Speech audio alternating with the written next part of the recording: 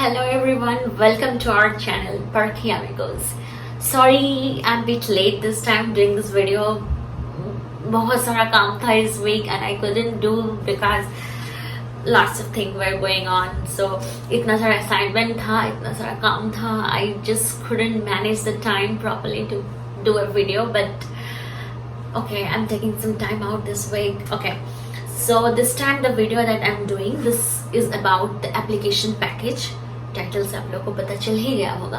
So application package, I mean to say that this time will be it will be about the things that should go in your application package. Like many people are asking me that what we need to go through when we're applying for different universities. So this time I'll be saying after choosing universities how to go through the application package. So without wasting any time, let's just dig into that. Okay, yeah.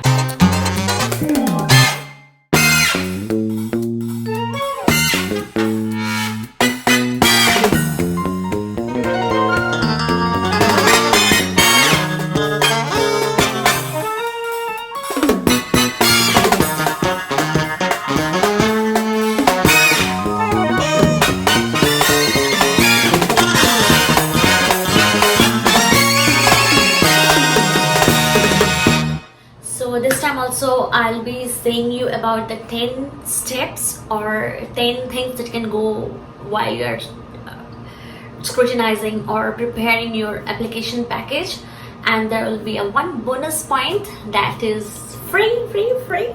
The first thing is search universities, research interest, departments, professors. Okay, I will say that while preparing for the application package, what you need to do is you need to search good universities that matches to your research interest, because there are people like you have done your bachelor's or master's in a particular field that is a very generalized, but when you are applying for a PhD you need to be more specialized because you need to work on particular thing of that subject. Let's say in my subject, like in biology, I work in molecular genetics, so I didn't do molecular genetics MS, like master was not in that. So when you're doing PhD, you need to search for the special research interest that you have, and while choosing the university you have to choose according, like if your research interest, that particular work is being done in that university or not. So that should go first is having a university that matches properly to you.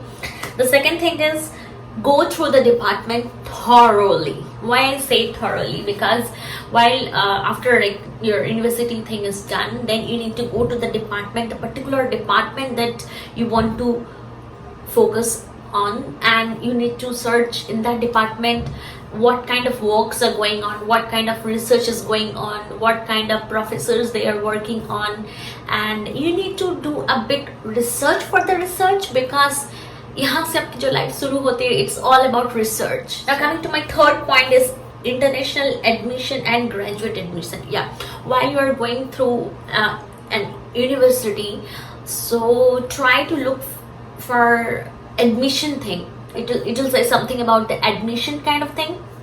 Go into that and search for the graduate admissions, because there are some guidelines which are written over in the graduate admissions, and there are some guidelines which are written specifically for the international students like us. So sometimes our some criteria which are extra that are needed for an international student, so you need to search them in the international section. So because there are some information which are not there in the international admissions, but as you are applying as an international student but you are also a graduate student, so you are basically an international graduate student, so you'll be looking into both the sections, because in all of the universities they have separate sections for international admissions and for graduate admissions. So next, coming to my fourth point is documents required.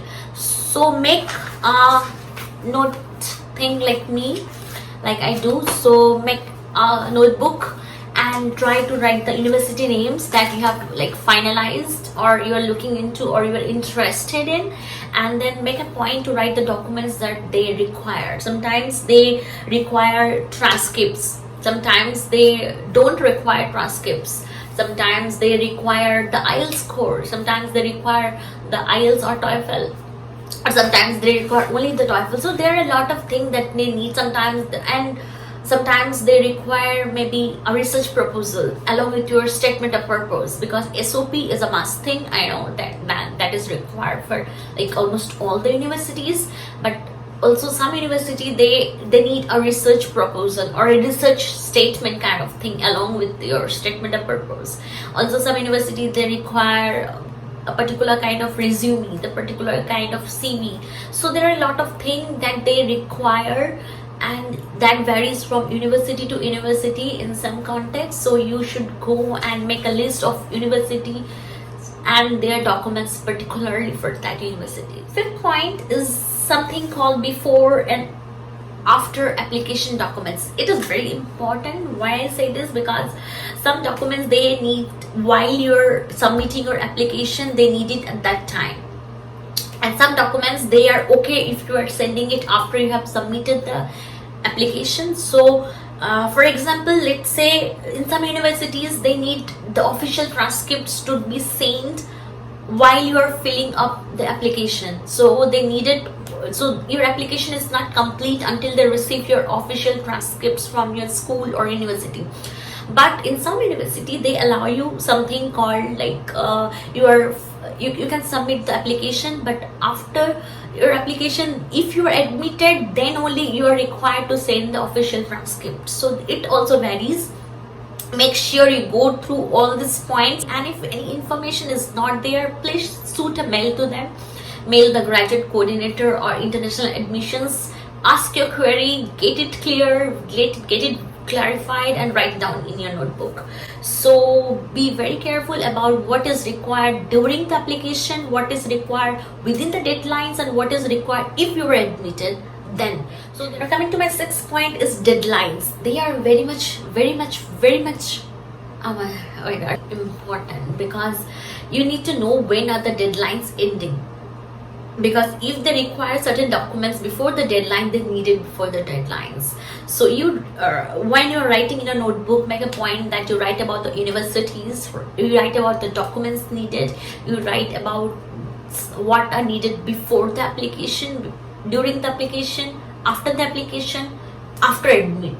So make columns for different things, and then also write when are the deadlines, and during the deadlines, like within the deadlines, what are the things they need. Then seventh point is mode of score submissions. So basically some university they require your official JD to be sent directly from ETS along with the application. Some university are okay if you upload the PDF format of the JD score. Some universities are okay if you manually fill up the JD scores, because you know when you are appearing a JD. At that time, after the examination is over, you get your scores. So you don't have to wait.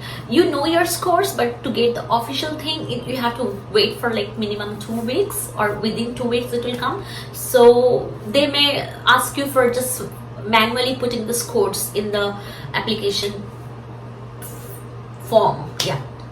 So, and even some universities they require your IELTS score. If you are giving IELTS like me, then they require it by airmail, by post. So by mail, if the information is not clear on the university website, ask them, mail them and ask them how to send the official scores.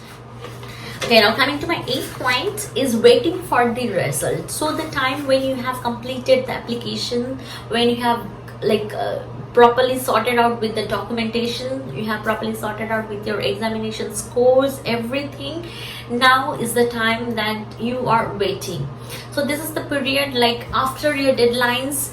I think they take almost 1 month to 2 months. It varies, again it varies from university to university. They take some time to review each application. So they don't get few applications, they usually get like hundreds and thousands of applications, and they go through each application and they basically judge it in a very holistic approach, so that varies again from university which university is looking for or seeking for, that depends and that varies.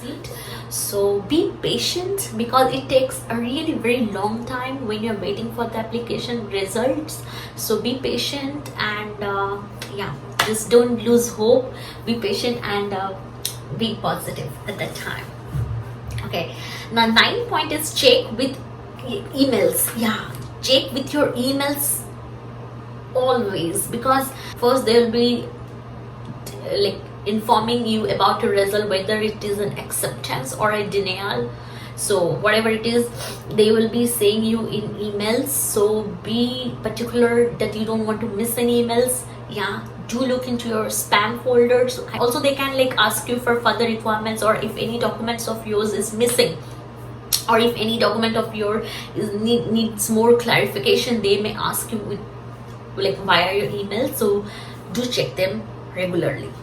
Now coming to my 10th point is check with the university portal for updates. Yes, they put every details of your application, where in which stage it is. International review has been done, now it is in the department for review. Departmental review is going on. So there are various universities which inform you about the progress of your application.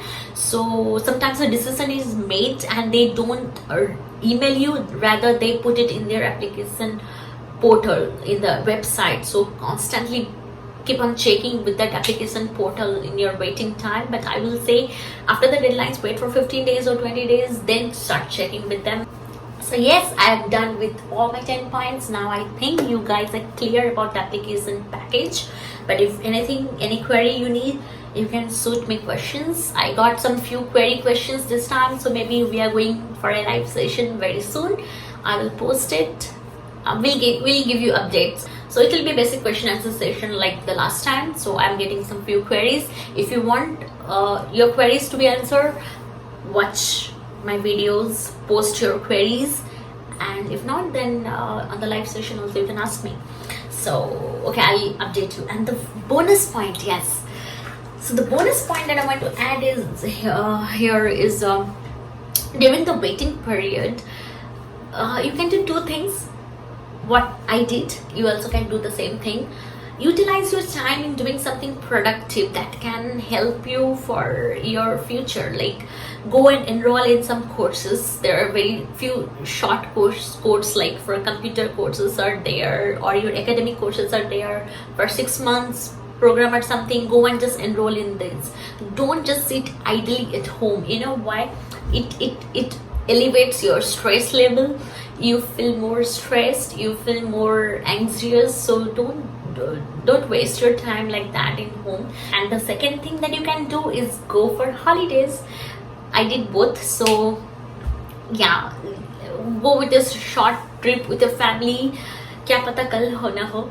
So maybe tomorrow, maybe after a few months, you'll be getting your admit and you will be super busy. Trust me, after getting an admit, you don't get any time for anything. Okay, so I guess I'm done with all my 10 points and my bonus point. So I'll see you guys in my next video. Till then, post your queries. Don't hesitate to ask me the questions that related to PhD in United States. I hope I could have helped. Like I hope I have helped you in a bit also. If then, give a like, share, and subscribe to Perky Amigos. Oh, I forgot to say that. Be perkier and be your amigos for life. Ta-da! See you!